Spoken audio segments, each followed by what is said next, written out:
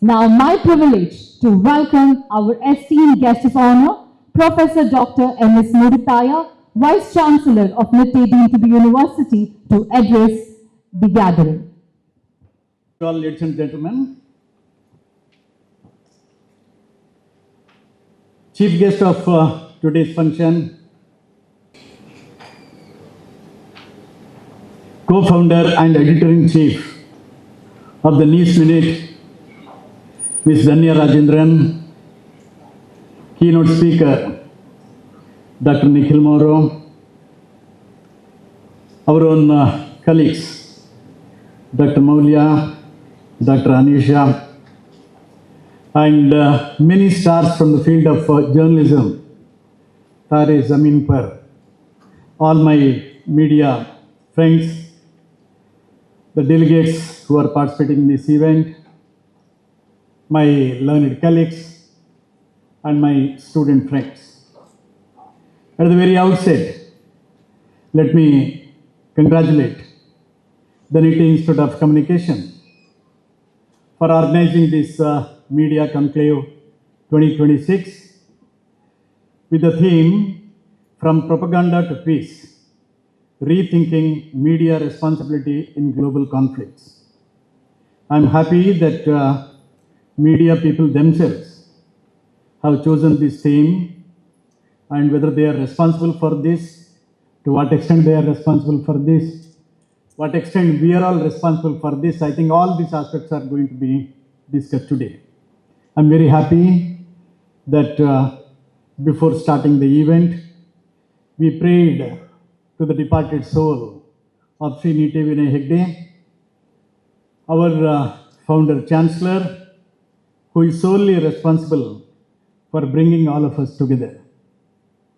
Ladies and gentlemen, today in the campus, we will have the Honorable Finance Minister, the Government of India, Srimati Nirmala Sitharaman, who is going to deliver the first oration that you have started in his name to perpetuate the memory of Sri Vinay Hegde. And she will be here at 3:30, and there are a few other programs, so I was just wondering whether I'll be in a position to be part of this event. Dhanya told me that she took just 5 minutes so as to ensure that we finish the program by 10:05. But sorry, Dhanya, because they are all waiting to listen to you. Even I was, I just asked her before coming here, why is that we don't see you quite often nowadays in the TV channels? Then she told me about the starting of the News Minute. Possibly I will start watching this now. Ladies and gentlemen, you're all the people who tell about stories to others. I think sometimes what happens when you see the people with the gray hair, when you see the old people, when you see the people who have built institutions, possibly the youngsters have a feeling that these people must have exploited, these people must not have taken the path of truth, these people are enjoying, they have made enough in their lives, and therefore their interest is to make more, but still why are they doing it? I must tell you the story of an youngster who got in BSc, he did his BSc. At that time, the tabulation was not computerized, nothing computerized. I'm talking about 50 years ago. So, generally what happens during the tabulation in the examination center, one person reads, the other person writes. All our degree certificates used to be in handwritten, not computerized. So, he said 71. And this fellow wrote 17 or 70, and he wrote 17. And this boy failed in the examination. For the first time, he failed. Someone who has been always having distinction, if he fails, you can understand what will happen to him. He told his father, who incidentally happened to be the Justice of Supreme Court. And then he told his father, I don't want to now continue my education, that's it. Then he said, he was the Justice Hegde was the guest for the convocation of Mysore University, and he had a small discussion with the dialogue with the Vice Chancellor. He said, I don't want to bring personal matters. I don't have faith in what my son said.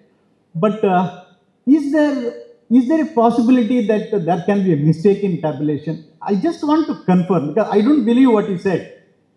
I'm quite confident that your system is foolproof and all care you would have taken. Then he said, since he was the chief guest for delivering the convocation address, he has to be respected. So they checked, and what was later known became a reality, and it was 70. I was written as 17. Then he said, I'm sorry, but this fellow said, I'm not going to go to, I have lost faith in the system, and therefore I don't want to continue the education. And then what happened, he started a factory in Nitte. Father retired. He came down to the village and he settled there. He was a very principled man. Justice Hegde had, as a retirement benefit, 68,000 rupees. He gave it to his son. There is an old house, you renovate it, and I'll stay there. So mother and father stayed there. And then this fellow who had started, the young man now, must be of, at that time he was 28 or so. I'm talking of Nitte Vinay Hegde. So he used to daily go there, and our father and mother are like gods. You touch their feet daily, evening you come back. One day the mother was so irritated and he said, it's okay, why do you come every day? We are all fine here. You go to your factory, go back to Mangalore, enjoy your life. But then if you want to come here, I have one condition. See, we did not have education. Girl children here don't have education. I did not have education. Can you start a small school here for the benefit of the rural girls especially? And then anything that parents say, I don't say, unlike our current generation, I don't say that. Okay? Anything the parents say, their wish is an order. You take it as an order. So, our Chancellor, for the departed soul of whom we all prayed, he said, I'll start a school there. That's how, in 1979, a school was started in the Panchayat building with just 14 students. And I'm very happy to say, if you work hard, tirelessly, in the larger interest of the community, and with the objective of developing a student-centric academic delivery process, the rest is the history. In 1980, actually, 79, the trust was formed. 1980, the high school, if I'm right, they started the 8th standard. And then after that, when they completed their HSLC, what to do? So a polytechnic was started. Then Ramakrishna Hegde came to the campus to inaugurate the Polytechnic College. He saw the facilities was so good. He called this young man and said, hey, I'll give you the permit. It was possible at that point of time. Whether propaganda helped or truth helped, we don't know. So the permission was given for the engineering college. It became engineering college. And you all know, rest is history. Nitte was a local name. Nitte is the name of a village. And today, Nitte has 25,000 students, 3 large campuses, and almost all the professional programs. And in the national and international rankings, we are continuously ranked. I think the world recognizes if you work very, very hard. To every student passing through the portals of our colleges, we tell them only one thing. Please be respectful. Please remember that your parents have done a lot of sacrifices. If their blessings are there, you will go a long way. Anything for that matter, if you can understand, you understand. But if you can't understand, don't misunderstand. Say, I could not understand. That's the message we always give to our students. Ladies and gentlemen, it's a very important theme on which we are going to deliberate today. You'll have another opportunity to listen to Dhanya and all others. I'll be missing that. But then the most important point to be noted is that it looks as if the whole world is moving in a direction that people like us are not at all comfortable with or happy with. Media especially has the crisis of credibility which you have to accept. We have the problem of misinformation and disinformation. We have the issues of the economics becoming very, very important. Economics is very important.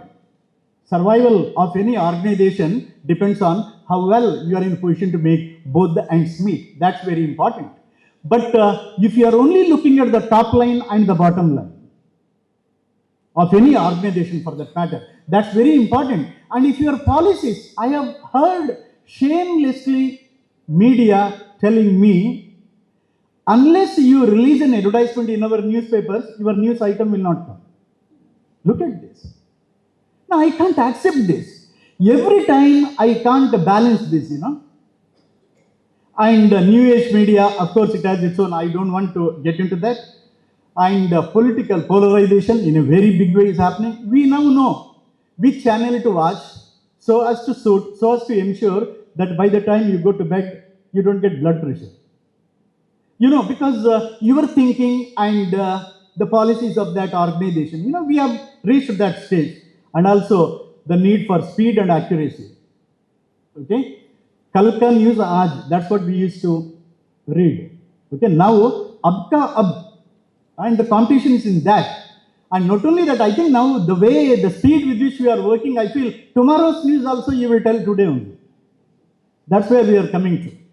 Ladies and gentlemen, media has to be more the integrity, the responsibility, and public service have to become the three important pillars for media.